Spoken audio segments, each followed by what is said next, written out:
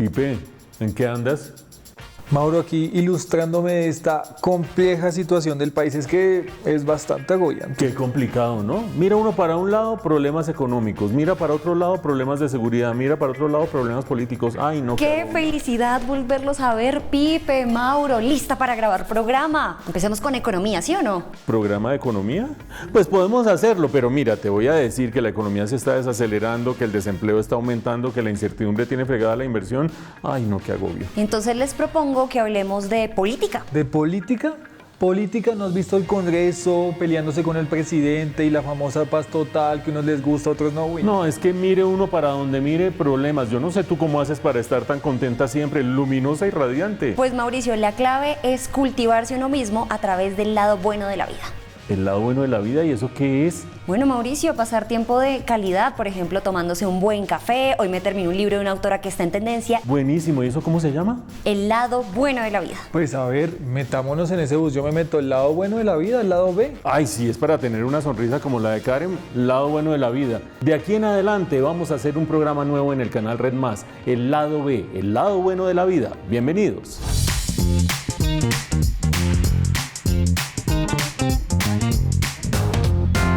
Para hablar del lado bueno de la vida hay que hablar de los planes de fines de semana, algo clave en la vida de cada uno. Karen, ¿qué vas a hacer este fin de semana? Están haciendo unos días tan bonitos que me provoca conocer a algún sector de la ciudad que de pronto no he conocido todavía, pero no logro ubicar, Mauricio, estoy como mapeando. Pues Karen, mientras tú mapeabas y buscabas, yo tengo un sector, un plan muy bueno. Es en el Transmicable de Bogotá. Coge uno una tarjeta de Transmilenio, se va hasta el portal de Tunal y mira, varias cosas por hacer. Primero, vas a conocer Ciudad Bolívar, una parte que uno usualmente no conoce. Segundo, va a montar en Transmicable. Y tercero, vas a hacer turismo en Ciudad Bolívar. Vas a ver esas lomas, vas a ver toda Bogotá. Es espectacular. El Transmicable, planazo para este fin de semana. La nota de Pipe en lado B.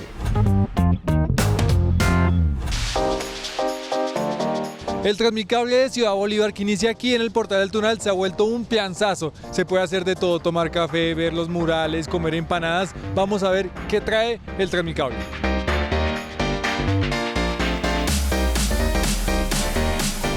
Que conozcan la comunidad de Ciudad Bolívar, que es una comunidad increíble, maravillosa.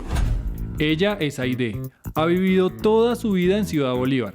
Ha sido testigo de invasiones, del poblamiento de la localidad y del inicio de este sistema de transporte aéreo. Para ella, el Transmicable es más que un transporte. Yo empiezo a la 1 de la mañana a trabajar, a hacer el tinto, a hervir la leche. Yo vendo tinto, perico, milo, en dulces, galletas, jugos de naranja. El recorrido desde el portal del Tunal hasta la última estación, Paraíso, tarda unos 13 minutos. 13 minutos que van mostrando cómo el Transmicable ha transformado la realidad de la localidad. Hace apenas un mes se inauguró un malecón. Hay miradores por doquier y, por supuesto, los negocios se han multiplicado. Este Transmicable de Ciudad Bolívar le brinda un servicio a unos 60 barrios de la localidad, está en 4 estaciones y en promedio está movilizando entre 27.000 y 30.000 pasajeros en un solo día. No solo somos movilidad, sino que también tenemos todo un tema social aquí en la localidad. Entonces tenemos muchos emprendimientos porque lo que trajo el cable fue emprendimientos de toda la localidad. La localidad quiere muchísimo el sistema, lo ama, lo respeta, lo protege. Entonces no solo movemos, sino también nos hacemos parte de la comunidad de Ciudad Bolívar. Este Transmicable, hecho para una localidad de más de 700.000 personas, con más población que ciudades como Bucaramanga e Ibagué, ha generado un fuerte sentido de pertenencia. Transmicable en ningún momento de ninguna de las 3 estaciones, digamos, ha sido de vandelismo, porque se cuida mucho. La misma comunidad se ha encargado de cuidarlo.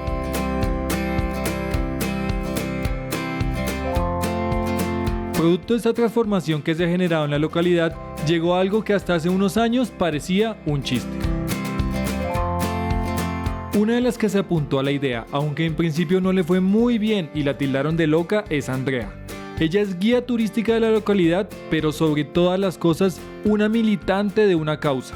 quitar el estigma de violencia que pesa sobre Ciudad Bolívar. La mayoría de gente a nivel mundial dice que somos matones, ladrones y consumidores. Es mentiras. Hemos crecido en una lucha social en el cual desde hace 50 años hemos pasado por la violencia del desplazamiento forzado. Hoy en día la localidad es una pequeña Colombia y con trabajo se han cambiado estos imaginarios. Es difícil hacer el recorrido de Andrea, denominado Amigos del Turista, e irse con las manos vacías, sin ningún souvenir del Transmicable de la localidad. Hemos fabricado diferentes souvenirs como son camisetas representativas elaboradas a mano. En la última estación del Transmicable y como parte del recorrido que hace Andrea con Amigos del Turista, hay una parada infaltable: el Museo del Café. ¿Cómo nace este museo? Nace a través de mi experiencia como reciclador, 14 años.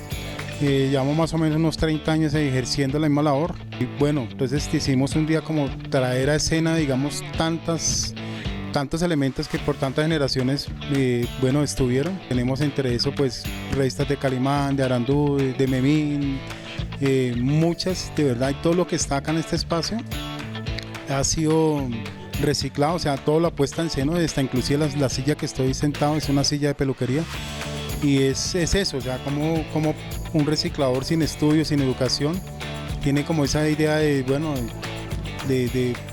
cambiar la perspectiva que se tiene hacia Ciudad Bolívar a través, digamos, del reciclaje. El Transmicable, un sistema de transporte que más que un sistema de transporte es un elemento que ha cambiado la vida de miles de habitantes de Bogotá. Un lugar que ya es un referente turístico y de transformación social de la ciudad. Uno de los planes por excelencia es disfrutar del buen cine. A propósito, por estos días se cumplen 100 años del nacimiento de Marlon Brando. 100 años, yo no sabía que Marlon Brando, el de la sonrisa perfecta, era tan viejo y además que hacía así. No, Pipe, ese es Marlon Becerra. Estamos hablando de Marlon Brando, la leyenda del cine. Ah, el del Padrino. Claro, el del Padrino. Es que ustedes son muy jovencitos, ustedes no saben de quién están hablando. Marlon Brando, una gran leyenda. Nos fuimos con Marcela Salazar, colaboradora de este programa, a cine, y mientras empezaba la película desmenuzamos la leyenda de Marlon Brando. Esto es Más Cine en el lado B. Bueno, Marcela, mientras entramos a cine, función de matiné como corresponde aquí en Cinema Paraíso, te pongo un tema. 100 años del nacimiento de Marlon Brando, eso para cualquier cinéfilo es un evento. ¿Marlon Brando qué? Ay, no, espectacular. Me acuerdo del Padrino, sobre todo ese Vito Corleone con su voz así como ronca, con esas prótesis que se puso en la boca. O sea, él hizo un nuevo gángster. El Padrino es súper importante en la historia de Marlon Brando porque Marlon Brando fue todo un fenómeno en la década de los 50 con películas que fueron un ícono desde el punto de vista cinematográfico, y en los 60 se hundió. Y resulta que cuando ya la gente lo daba por perdido, arranca otra vez la leyenda de Marlon Brando, o se retoma la leyenda. Yo no creo mucho en las listas de las mejores películas y qué sé yo, pues hay películas, digamos, buenas, películas malas y películas regulares. Pero cuando uno revisa en internet la lista de las mejores películas, en el top 10 casi siempre está El Padrino, y si no, en el top 5 casi siempre está El Padrino. ¿Por qué te gustó El Padrino? Pues mira, yo creo que más allá de la historia como del tiroteo y eso, que es lo que a mí no me gusta tanto, es como la historia de la familia, de la importancia de la familia, de las tradiciones y de los códigos y simbolismos que hay ahí. Eso a mí me encanta, como todo ese universo que hay detrás, que es como tan atractivo igual. O sea, es un universo igual bastante masculino para mi gusto, pero pues es interesante los códigos que tienen. Eso me llama mucho la atención. También la parte italiana y la parte de amor que es un amor bien tóxico y bien raro, pero a mí me acercó mucho el personaje de Diane Keaton. Son mafiosos con valores, ¿no?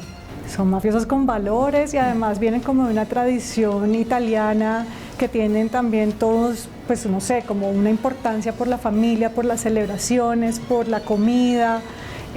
Sí, sobre todo la familia es lo más importante, que eso creo que también nos hace que nos identifiquemos un poco, porque pues los colombianos también tenemos eso.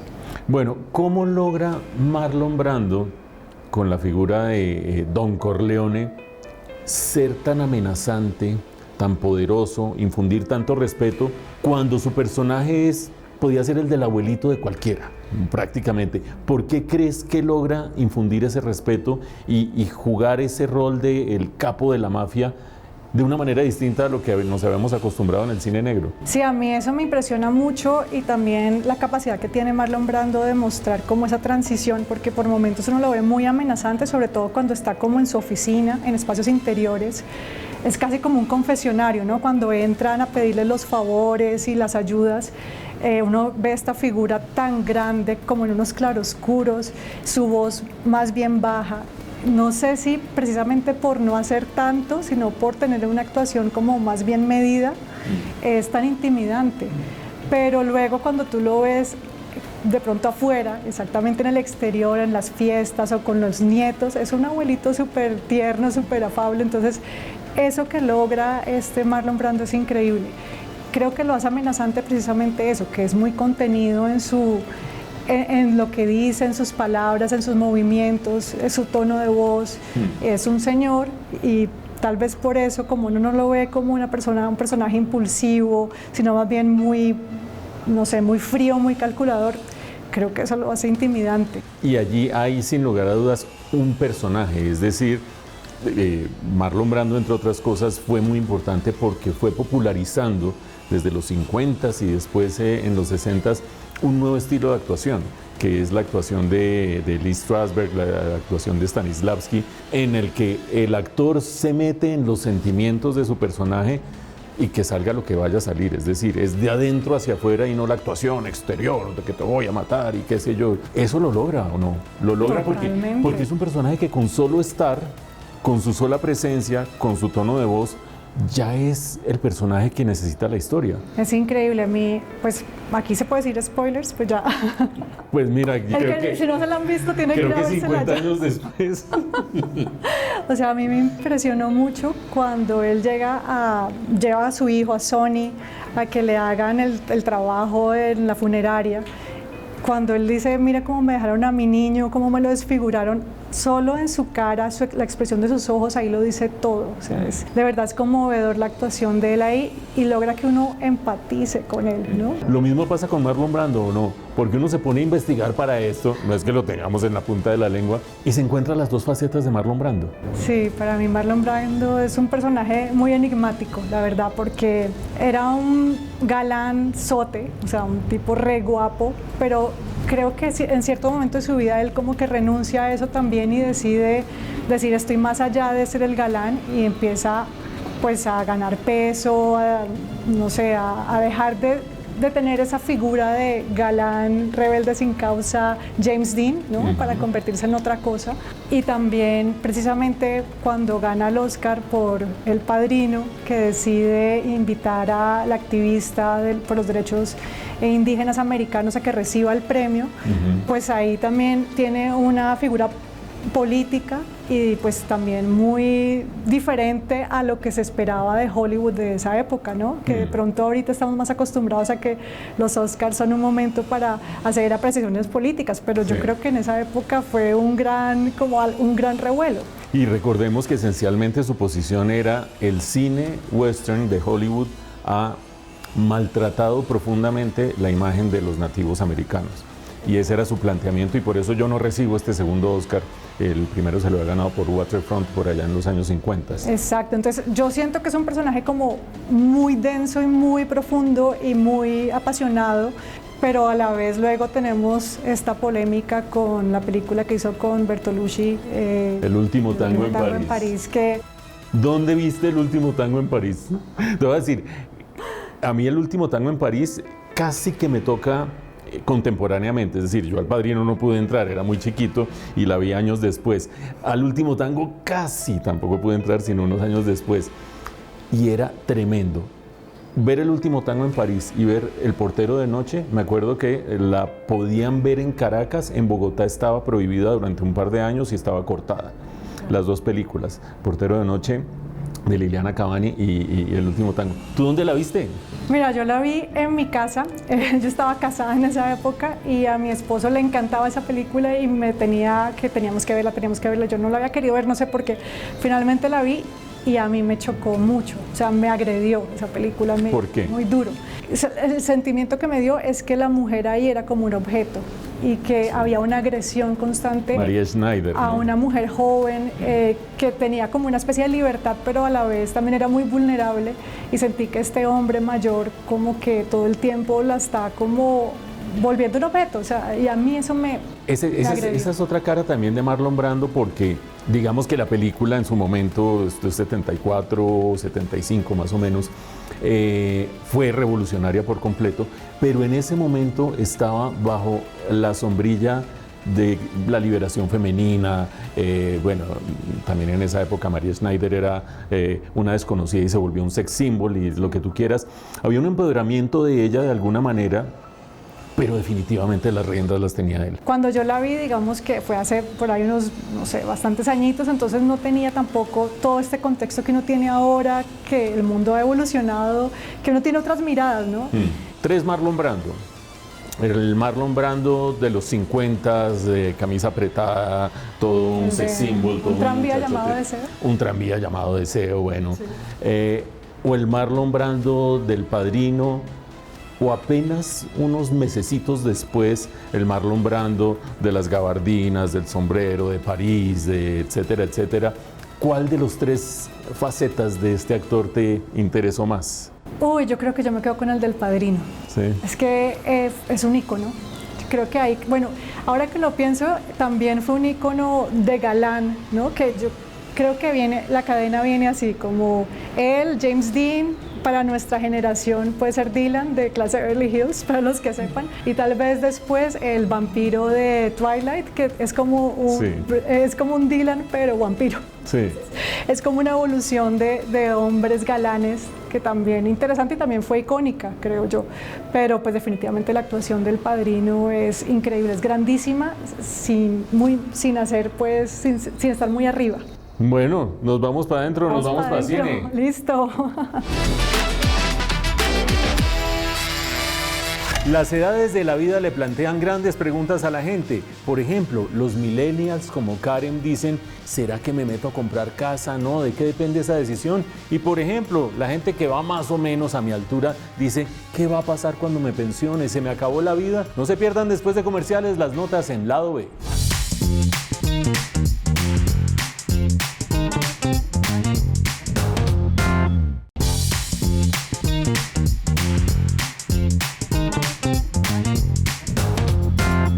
Hay que disfrutar la vida, pero no hay que excederse, también hay que trabajar para progresar, y una señal de progreso es el sueño de comprar casa.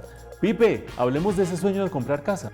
Sí, Mauro, hablemos de ese sueño. ¿Tú ya compraste casa?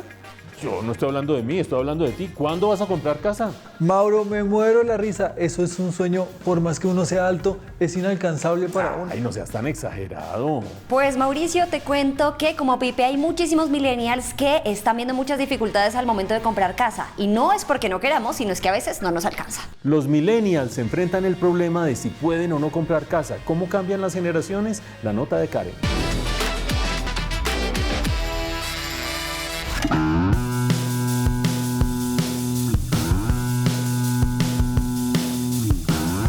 Ay, qué suerte tengo yo de tener un jefe tan chimba como Mauricio Reina. Ay, perdón, tan bacano, tan chévere como Mauricio Reina, que siendo baby boomer y todo, me dejó hacer una sección enterita dedicada al mundo millennial.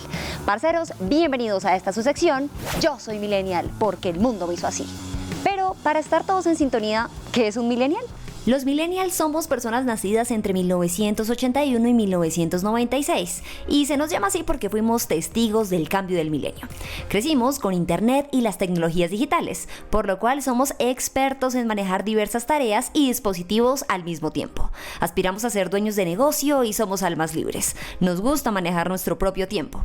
Además, estamos movidos grandemente por el cambio social y también genuinamente preocupados por temas como la igualdad, la sostenibilidad y la justicia social. La generación X nos llama peyorativamente la generación de cristal, porque estamos propensos a ofendernos, somos más bien sensibles y un poquito narcisistas. Esto hace que recibamos burlas por parte de ellos porque dicen que no somos resilientes y porque no aceptamos de buena manera las críticas. Sin embargo, los millennials somos más que jóvenes emberracados con el mundo, por no decir otra palabra. Sí, tenemos nuestras cosas y estamos llenos de recovecos, pero vamos a poner luz sobre esos recovecos para realmente descubrir este mundo millennial. Empezando con uno de los temas que más nos cuesta, literalmente, comprar casa propia. Ahorita como joven, como te digo, no tengo prioridad con una casa porque de pronto mi prioridad es terminar de pagar mis estudios o pagarme un medio de transporte, o sea, ya sea una moto, un carro. O sea, hay otras prioridades antes de llegar a esa casa. Las posibilidades por parte de los proyectos que dan para los jóvenes son muy pocas porque pues te piden un sinfín de requisitos para que pues puedas comprar un apartamento o una casa, los cuales pues siendo pues joven no los vas a cumplir. Entonces, no es que los millennials, por sus características de ser desprendidos y de querer comerse el mundo, no entiendan la importancia de comprar un lugar en donde meter la cabeza. De hecho, la inversión en finca raíz está altamente posicionada en la mente de los colombianos. Y esto se confirma cuando se les pregunta a las personas sobre las inversiones hipotéticas que harían. El estudio Índice de Ánimo Inversionista del 2023 mostró que el 35% de las personas encuestadas invertirían $10,000, si los tuvieran, en finca raíz, superando a otras inversiones como montar un negocio o incluso comprar acciones y criptomonedas. Y eso que están de moda y todo. Sin embargo, los millennials la estamos viendo complicada al momento de comprar casa. No puedes saltar a un crédito, pero lo que te digo, de pronto el crédito que me dan ahorita como joven no me alcanza para una casa, me alcanza más como para un carro o me alcanza más para invertirla en un negocio para ver si algún día ese negocio me da lo suficiente para comprarme esa casa. Antes no, digamos que no se tenían tantos problemas de inflación y además de eso, digamos que el valor del dinero era aún más alto. Ahorita digamos que podemos ganar lo mismo, pero el valor de dinero pues no es igual. ¿Pero qué es realmente lo que impide que los millennials compremos casa? En términos generales, que cada vez somos más personas en el mundo y parece ser que nos encanta peñuscarnos en grandes ciudades porque se consiguen más y mejores oportunidades laborales. Y conociéndome como me conozco la ley de oferta y demanda, pues entre más demanda haya de algo, más caro se pone. Y esto aplica para la vivienda. Y esto se debe también a la pérdida del poder adquisitivo por la inflación. Es decir, que aunque nos van pagando cada vez más año a año, los precios van subiendo y ya no compramos lo mismo que antes. Por ejemplo, con 2,000 pesos antes me alcanzaba para comprarme este postrecito, pero ahora ya no alcanza. Bueno, por la inflación y por el impuesto saludable, pero esa es otra historia. En 1970, una casa así como la que estamos grabando en Quinta Camacho se ofrecía por 60,000 pesos. Imagínense, así de grande, con patio, escalera, parqueadero, más de 3 baños, mejor dicho. Y a plata de hoy, eso serían aproximadamente unos 64,600,000 pesos. Y díganme ustedes, ¿qué casa se compra con ese presupuesto en una ciudad principal actualmente? Eso sí, no es que el sueño de tener casa propia sea imposible. De hecho, Santiago Garzón, quien es millennial y además enseña sobre finca raíz, nos va a dar 3 tips rapiditos para lograr comprar nuestra casa propia. Hoy en día tenemos grandes oportunidades. Por ejemplo, en el Fondo Nacional del Ahorro, si estás entre los 18 y los 28 años, te dan una tasa de interés preferencial en sus créditos. Las cajas de compensación te brindan subsidios hasta de 39 millones de pesos para invertir en tu primera vivienda. Y las constructoras están brindando la oportunidad de invertir en vivienda nueva y pagar la cuota inicial de 1 a 2 años si no tienes el dinero de inmediato. Así que estamos en el mejor momento para invertir en vivienda y tener la tranquilidad y libertad que tanto soñamos. Sí, los millennials podemos ser nómadas digitales, almas libres y sin apegos, y a veces no nos gusta quedarnos encerrados en 4 paredes. Pero eso no quiere decir que no nos gustaría comprar una casa, solo que las posibilidades de lograrlo están cada vez disminuyendo más. Y a los jóvenes nos toca camellarle muy duro para lograrlo. Karen, sabes que yo no sabía que había tanta información sobre los millennials, pero vamos a ver, hablemos también sobre la gente canosita, los viejitos, esas personas como Mauricio.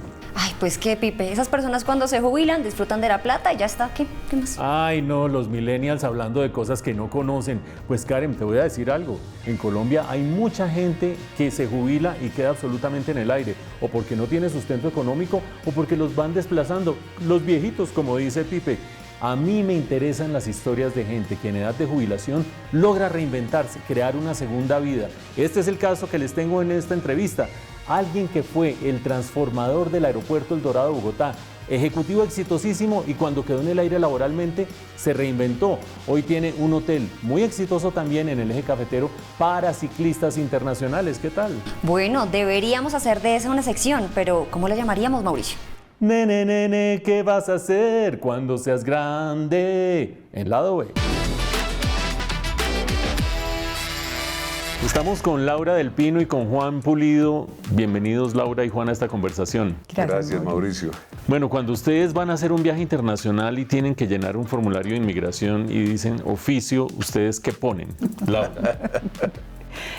Yo digo que soy una gregaria de mi marido, porque nosotros, para mí sobre todo, el tema del ciclismo como tal no está en mi ADN, lo he conocido a través de mi marido, que es un apasionado, pero me encanta, porque más allá de ser una profesión es un estilo de vida. Y en ese estilo de vida me parece que comulgo perfectamente. Juan, ¿y tú qué pones? ¿Ciclista? Yo siempre ponía empleado, ahora tengo que poner ciclista porque realmente siempre fui empleado toda mi vida. Pero es cierto, yo hoy estoy en la transición de definirme, porque uno dice, sí, he montado en bicicleta, pero lo que hago hoy es un sueño de infancia, juventud, que cuando llega uno no cree que llegó. Pero en efecto hoy podría decir que sí, soy un ciclista, porque yo no soy empresario, yo no... En realidad es un ciclista en un sentido de la palabra que nunca me imaginé. ¿Y es cuál? El integral, porque el ciclista para mí era el ciclista de mi juventud, el campeón, el líder, la figura pública, el que uno sabía que nunca iba a llegar, porque no era su mundo ni su competencia. Pero ese ciclista de hoy es un ciclista de una faceta de vida nueva que le ha dado todo el sentido a la existencia mía, nuestra, de una manera insospechada, realmente insospechada. Ese hallazgo llegó en un momento en que otras personas esperan no encontrar prácticamente nada. Digamos, después de los 55 años, si no estoy mal, ¿cómo fue el momento del hallazgo de que aquí había un camino distinto? Sucedió que mi culmen de responsabilidad y de presión y de máximo talento, creo yo, pues sencillamente ya no me veían igual. Yo me veo igual y me veo igual aparentemente hoy, pero yo ya no estaba para hacer lo que hice hace 2 años o 3. No iba a pasar de la gerencia de la concesión del aeropuerto, que era un monstruo enorme, complejísimo, no sé, a la presidencia de Johnson & Johnson en Milwaukee. Decía, no, este fue mi techo,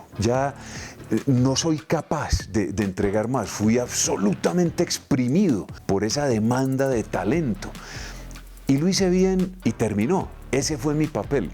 Pero mi papel ahora tiene que tener otro propósito, porque como todos, estaba cansado, todos los días es la misma corbata, la misma hora, a las 6 de la mañana, los hijos, el domingo, la hamburguesa del corral, y eso terminó, se acabó. ¿Tú qué estabas viendo, Laura? ¿Qué estaba pasando? Porque tú eras una espectadora de un proceso que es distinto verlo desde afuera que estarlo viendo desde adentro. Yo pienso que hay un momento en la vida donde tú te cuestionas esa pregunta y dices, ¿y usted qué quiere para ese momento en donde usted ya no va a tener este nivel de responsabilidad o este compromiso con todo este mundo corporativo? Lo vi cuando vivíamos en Bahamas, que teníamos el tiempo, y yo sentía que había inclusive una cierta depresión en ese tiempo que sentía Juan, que le sobraba. Entonces yo vi más adelante y dije, esto es lo que va a pasar cuando no tenga todo este mundo alrededor. Es hora de pensar cómo nos queremos ver. No solamente es ver lo que uno quiere ser después, sino cambiar un chip. Ese chip de la hiperactividad con momentos depresivos, cuando no hay esa hiperactividad. Uno siempre le decía a los equipos de trabajo, no, es que nos gusta vender este cuadro. Sí, pero es que el mercado no está para eso. Uno lo dice también muy fácil. Lo mismo, el mensaje del mercado, de mi comunidad, de mis amigos, de mis clientes, de mis jefes, ya no me estaba viendo como un producto de mercado. Y ese es un clic durísimo, porque uno dice, imposible, yo soy muy bueno. No había suficiente demanda por ti como ejecutivo. Mí. O sea, como el talento, que al final lo que uno vende es su talento. La gente sí ve las cosas mucho mejor de lo que uno las ve. Ve mejor su talento, ve mejor sus defectos, ve mejor sus limitaciones. Uno no es capaz. Pero para mí el clic, antes de convertirlo en eso, fue, no, tengo que ser genuino, decir, ya no me ven como me veían. mi talento, mi manera de hacer las cosas, de ver el mundo, ha cambiado. Y duele mucho, porque lo que fui educado, estructurado en lo que yo creí que era, no es que haya cambiado dramáticamente, pero ya llegó la hora. Laura también, cuando estábamos en la época álgida de Opaín, que era un tren enloquecido, peligrosísimo, complejo, porque no había un segundo de descuido porque te noqueaban. Llegaban momentos que me decía, cálmese, eso es humo, eso es oropel. Porque las citas, las entrevistas y los medios y el político y el presidente, entonces uno cree que está en la cima del mundo. Eso es humo, eso es mentira. Es simplemente un actor en un minuto de un papel y se va. ¿Qué es Casa Duelo? Denme 3 definiciones, porque la obvia es un hotel para ciclistas. Sí, un sitio de acogida para ciclistas. Ok, ya empezamos a meterle matices. Sí. ¿Qué hay de diferencia entre un hotel y un sitio de acogida? Yo empezaría por decir que no es un hotel de ciclistas. Cuando tú eres ciclista tienes unas necesidades puntuales. Primero que todo tienes una forma de vivir esa actividad que de pronto es incómoda en los hoteles.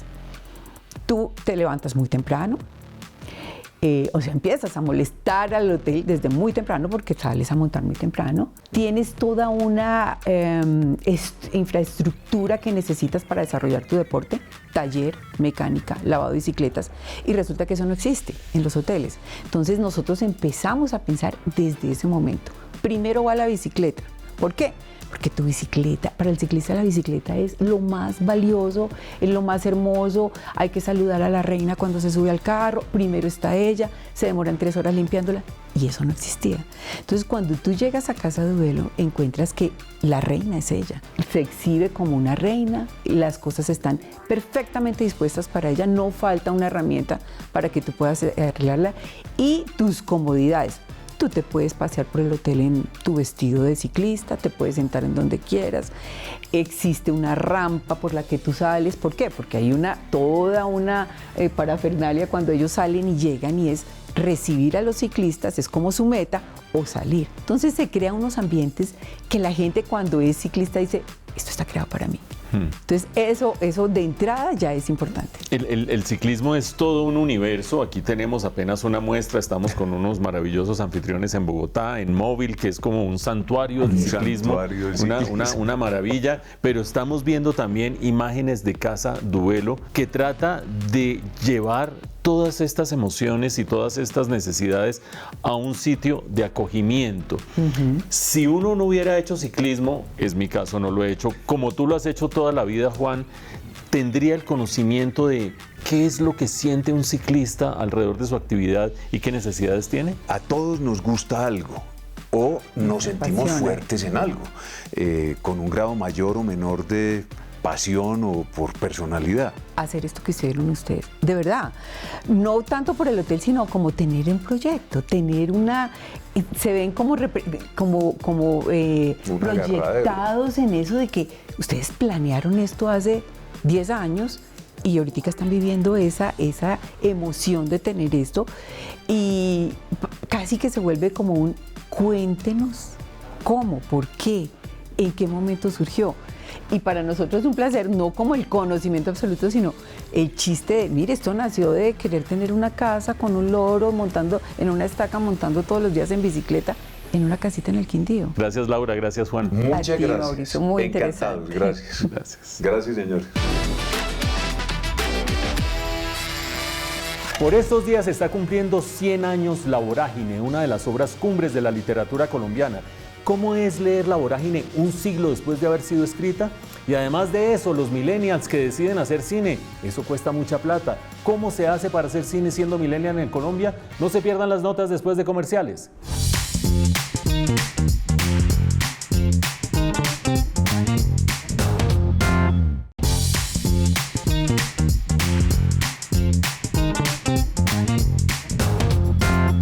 Pipe, yo de verdad todavía no puedo creer que hayas confundido a Marlon Becerra con Marlon Brando. Todo un centenario y tú sigues cometiendo esas imprecisiones. Pues Karen, cualquiera comete errores, pero a ver, a propósito de centenarios, ¿será que tú ya te leíste de verdad, tú que estás tan ilustrada, La Vorágine? Pues a ver, leer, no, me leí un pedacito en el colegio y la tengo en la mesa de noche para cuando me anime. No, ustedes sí es que no saben de qué están hablando. La Vorágine, tremendo libro, importantísimo en la literatura colombiana y resulta que lo tengo en la mesa de noche. Yo también lo tengo en la mesa de noche. Por eso oigamos a quienes sí saben de esto. Fernando Galindo, Olga Elena Fernández nos cuentan cómo es leer La Vorágine 100 años después de haber sido escrita. Hola, hoy como siempre estamos acá listos para hablar de libros, de autores e ideas. Hola mi querido Fer. Olga Elena.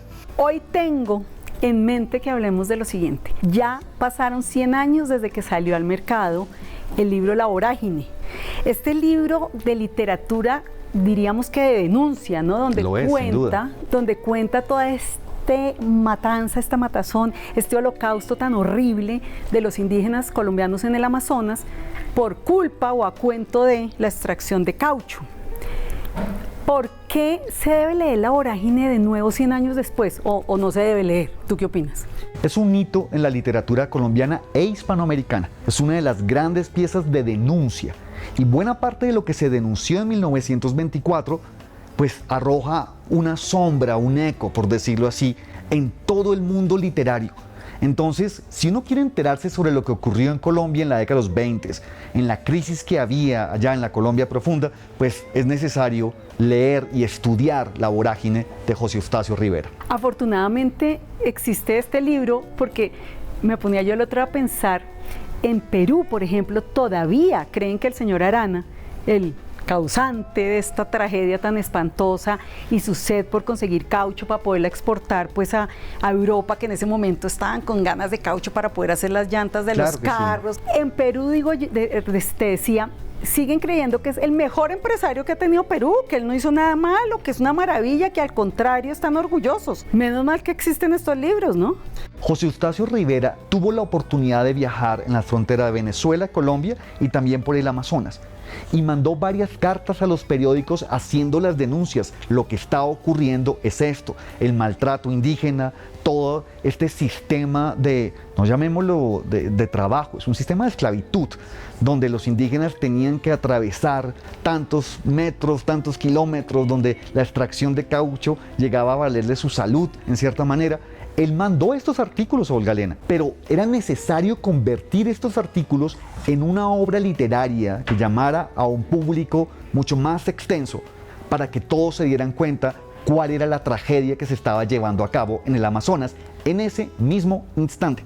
Entonces la literatura de denuncia tiene en esta pieza un momento angular. Yo siento, tú me dirás si sientes lo mismo o que yo estoy loca, que más que un escritor, Rivera era como un periodista, pero no un periodista de escritorio, sino como un reportero. En cierta manera sí, en cierta manera no. Tenía un trasfondo de escritor de poesía, el mismo protagonista de La Vorágine es poeta, pero más allá de sus afinidades literarias, la intención claramente que él tenía era de divulgar algo que estaba ocurriendo, sino que los artículos de periódicos no fueron tan eficaces y desde luego la oportunidad era una novela.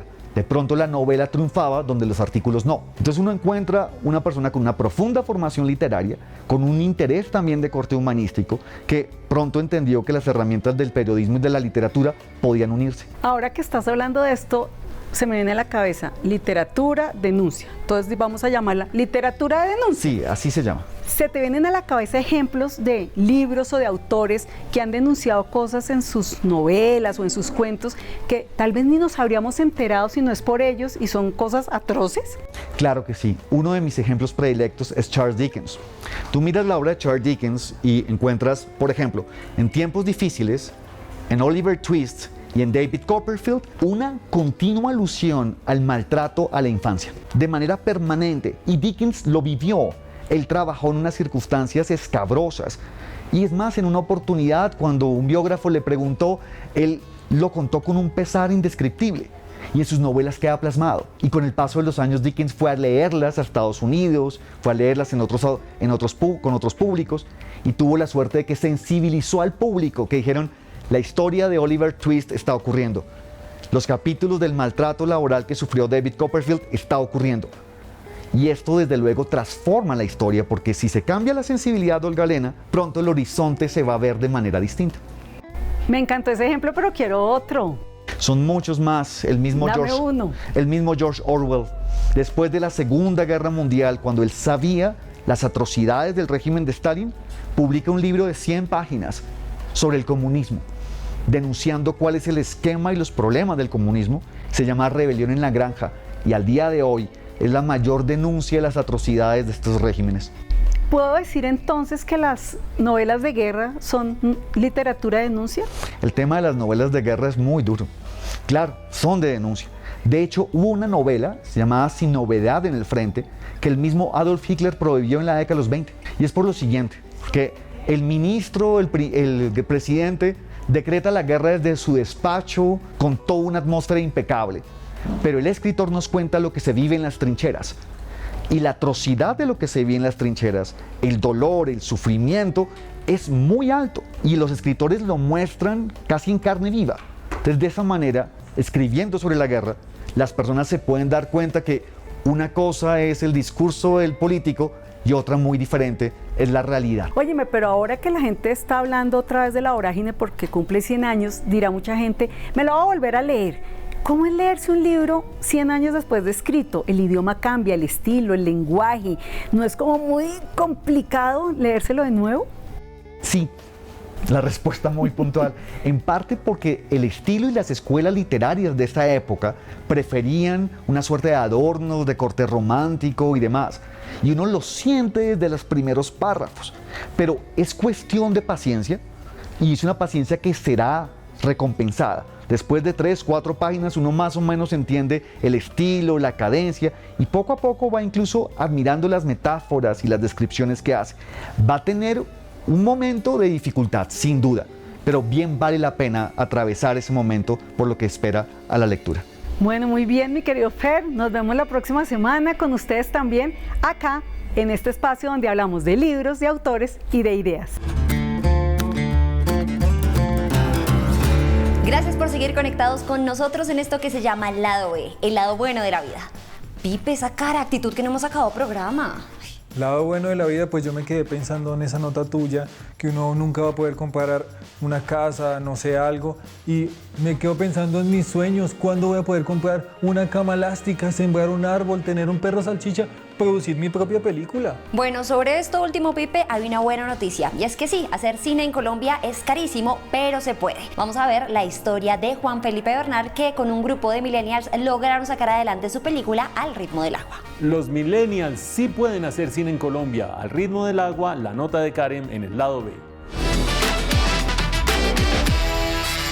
En Plan B siempre les proponemos los mejores planes para disfrutar durante el fin de semana. Y un gran plan es ver cine 100% colombiano. Esta es la historia de la película Al ritmo del agua, que fue materializada por un grupo de jóvenes de nuestro país. Al ritmo del agua es un drama deportivo, diría yo. Se mueven 3 temáticas principales que son la música, el deporte y la familia, ¿cierto? Y creo que las 3 son muy análogas en el sentido de que todas se manejan dentro de un ritmo, ¿cierto? Digamos que será el concepto que nosotros manejamos. La música, pues el ritmo es muy literal. El deporte siempre yo lo he querido considerar como el arte del cuerpo, ¿cierto? El cuerpo es el que te posibilita de alguna forma desarrollar una técnica y a partir de esa técnica pues lograr o alcanzar unos ciertos objetivos. La familia a veces ha sido un poquito idealizada, como que es este espacio donde todo es bueno, donde todo es positivo y hay unas zonas grises, no es tan sencillo, las relaciones humanas son complejas y de eso va la película. Los jóvenes buscan nuevas formas de expresión, rompiendo moldes y abriendo espacio a la innovación. La búsqueda de autonomía y libertad creativa los lleva a tomar las riendas de sus proyectos sin depender de estructuras tradicionales. A pesar de que no hay dinero, tú solo lo haces, ¿sí? Digamos, tienes ese impulso, tal vez todavía esa ilusión, todavía tal vez ese amor o esa romantización por el arte o por el cine que te lleva a que no haya nada que te detenga, ¿cierto? Entonces, robar una película sin dinero se vuelve una locura, pero tal vez como estás joven y no mides tanto los riesgos, sencillamente lo haces y te botas a hacerlo.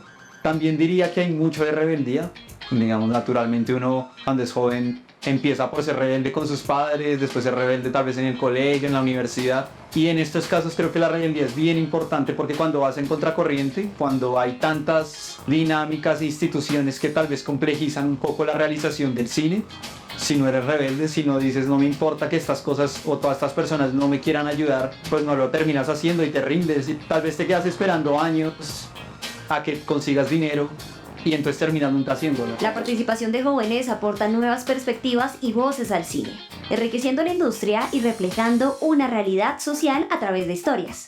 En Colombia existen varios incentivos, becas y concursos para estimular la producción de proyectos cinematográficos hechos por jóvenes. Sin embargo, ¿qué tan fácil es aplicar a estos incentivos?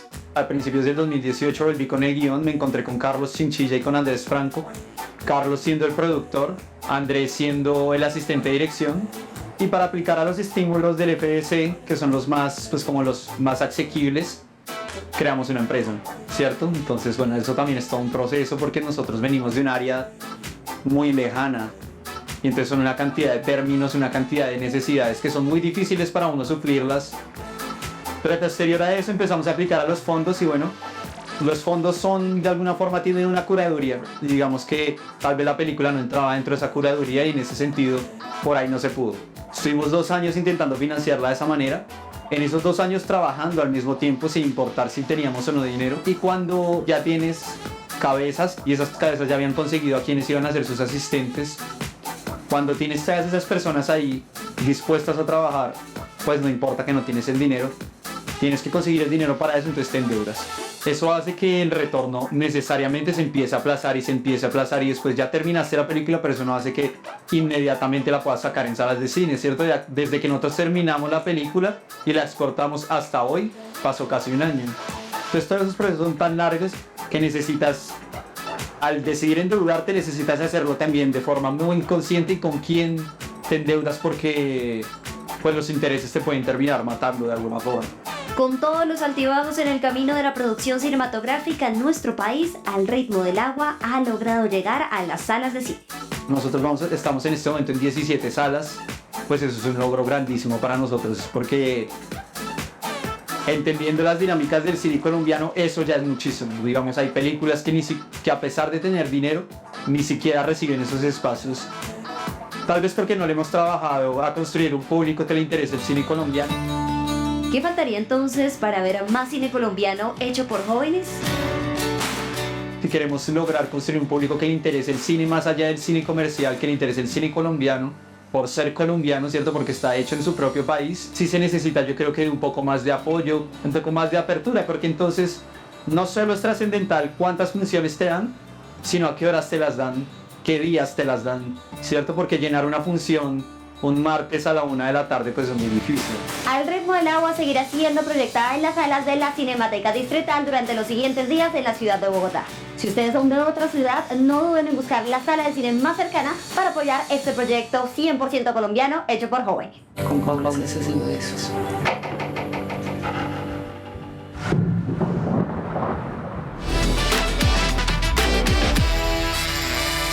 Colombia sigue avanzando en su objetivo de convertirse en potencia turística, poco a poco, pero ahí va avanzando. Y el centro de Bogotá, el tradicional barrio de la Candelaria, es un eje de desarrollo de alojamientos en la capital. Karen, ¿qué te parece? Bueno, me parece muy interesante, Mauricio, pero es raro porque cuando yo voy con mis amigos nómadas digitales no veo ni un solo hotel. ¿En la Candelaria ni un solo hotel? Karen, Mauro, no van a encontrar un solo hotel porque lo que hay son hostales. Por cada 4 hostales que hay en Bogotá, por lo menos 1 queda en la Candelaria. Y estos hostales, pues no solo te ofrecen la camita o el cuarto para dormir, te ofrecen un montón de planes. El gran auge de los hostales en la Candelaria, en el centro de Bogotá, la nota de Pipe.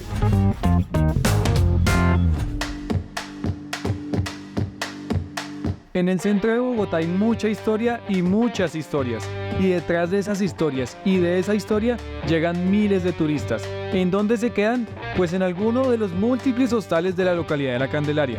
¿Por qué muchos buscan hostales y no hoteles? Una de las diferencias más importantes, más allá del precio, es que en los hostales hay espacios que son compartidos en donde la gente se conoce, interactúa, habla de las diferencias en su cultura, en su comida y la gente comparte y se conoce. Ella es Cindy. Viene de una familia que ha vivido por años en el centro y tienen gran experiencia alojando turistas en La Candelaria. El nombre de su hostal recuerda una tradición familiar. Es una historia familiar, digamos que en principio la casa originalmente era de mi bisabuela. Ella trabajó aproximadamente unos 40 años el alojamiento de otra manera, no como hostal. Era más como estilo inquilinato, en donde las personas venían a vivir a Bogotá por algún trabajo que tenían. Ella le puso el nombre a la casa, que está afuera en una placa en piedra que dice Un lugar en la Candelaria, y nosotros en honor a ella pusimos como una especie de sigla que es Un lugar en la Candelaria, Ulucao y H de hostal. Ulucao significa Un lugar en la Candelaria, hostal. La Candelaria es la localidad de Bogotá que tiene más hostales. Casi que de cada 4 hostales en la ciudad, 1 hay en la Candelaria. Pues digamos que la Candelaria tiene una magia que hace que haya muchos establecimientos de alojamiento. Yo creo que el estar rodeados de los principales museos, no digo que todos, pero los principales y más importantes los tenemos en nuestra localidad. Si tú te hospedas en mi hostal, a 3 calles puedes ir a Museo de Oro, a 3 calles en la otra dirección está Casa de la Moneda, Biblioteca Luis Ángel Arango, y tenemos una oferta cultural muy grande. Según datos del Instituto Distrital de Turismo, de los establecimientos legalmente constituidos para alojar turistas, el 8,3% corresponden a hostales. ¿Por qué algunos turistas, sobre todo los extranjeros, prefieren estos lugares? Quedarse en un hostal es muy bueno si estás viajando a solo, así que puedes conocer gente de todo el mundo, hacer cosas juntos. Ya que estás en un cuarto compartido vas a pagar menos y también tienes la oportunidad de conocer gente de otros países. Puedo cocinar mi propia comida, sí. Y entonces es muy chévere y es también otro lugar para hablar con otros viajeros. Paula tiene un hostal bastante tradicional en la Candelaria. Su nicho son más los jóvenes extranjeros. Ella explica que más allá de un mero alojamiento, su lugar ofrece todo tipo de servicios en su localidad. En los hostales es muy importante que la gente se conozca y comparta, o sea, que se conozcan entre sí. Tratamos de invitar grupos colombianos que sean como muy representativos de la música colombiana. Tenemos el restaurante es de plato típico colombiano, son patacones, quisimos que fuera así. Ya vimos las grandes diferencias entre un hotel y un hostal, pero ojo, entre los mismos hostales también hay enormes diferencias. Por ejemplo, este hostel es muy juvenil, es para gente muy joven. Nuestro cliente principal es entre 20 a 35 años.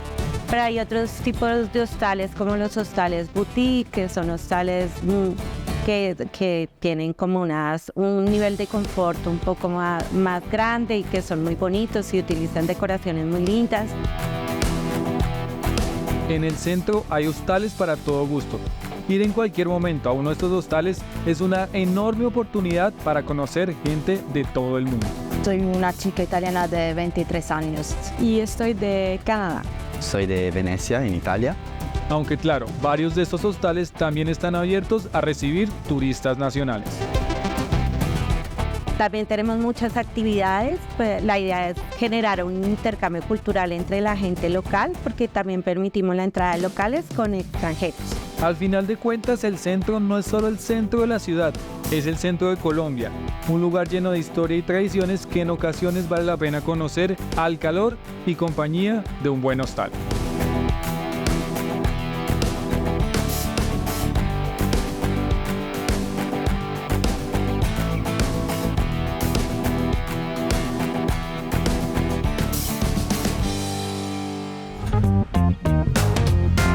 Y así vamos llegando al final del lado B, el lado bueno de la vida. Y una de las cosas buenas de este programa es que ayuda a la gente a ubicarse en qué lugar ocupa en el mundo. Conozco unos millennials que van a tener, por ejemplo, que leer La Vorágine, que ver las películas de Marlon Brando y ahorrar un poquito a ver si algún día pagan la cuota inicial de una casa. Ay, ok, baby boomer, y a ti te va a tocar actualizarte sobre cómo nos toca de duro a los millennials, porque la plata alcanzaba para más en tu época. Aquí ya fue muy duro. Ay, pero no peleen. Yo la verdad la pasé muy bien en este programa. Además, si estamos juntos, pues mejor el lado bueno de la vida. El lado bueno de la vida, no se lo pierdan la próxima semana aquí en el canal Red Más.